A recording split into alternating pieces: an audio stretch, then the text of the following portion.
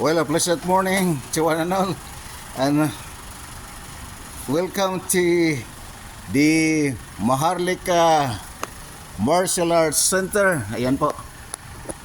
Dito lamang po sa itaas ng Maharlika Livelihood Complex, MLC. At the rooftop, matatagpuan niyo po itong Maharlika namin. Ito. Itong mga ano natin, mga, ayan. Kaya yung mga interesado dyan mag-aaral ng boxing, kickboxing,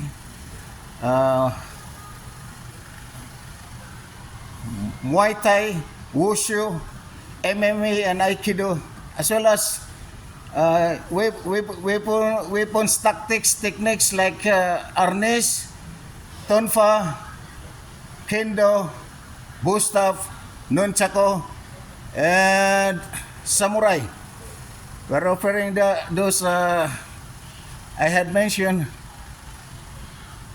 So, whether we are very thankful here, MMAC or MMAC, the Maharlika Martial Arts Center, of course founded, and our CEO, none other than a pro Wushu international champion, none other than Eric Kelly. Ayan po. And we have a foreigner right here. He wants to learn Aikido.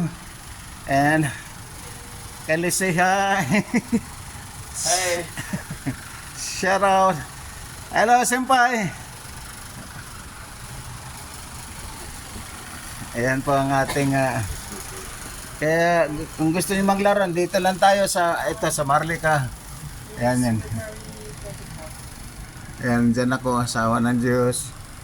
Ayan, mga Maharlika Martial Arts Baguio City volunteers. Andyan si Joy Kelly, si Senpai Harien Dagoyen, Joshua Pig Gangay, Allen Gonzalez. Yan mga fighters natin.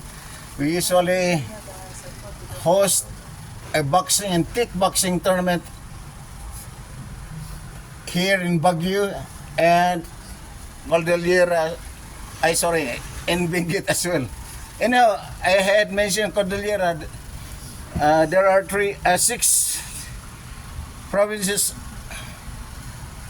Cordillera or Dakar, Cordillera Administrative Region is composed of Abra, Apayao, Baguio, Benguet, Kalinga, Ifugao, and Mountain Province. Yan po. Sa muli, ang sako po ng CAR o Cordillera Administrative Region ay ang Abra, Apayao, Baguio, Benguet, Ifugao, Kalinga, and Mountain Province. So we Cordillerans are, with the gracious guidance of Almighty Creator, we are so proud because not only we from here in Southern North, but all over the Philippines, because most of the boxing, taekwondo, wushu, and mixed martial arts champions are coming from our region. So thanks to God. Like for instance, Joshua Pasio, he fought in Qatar.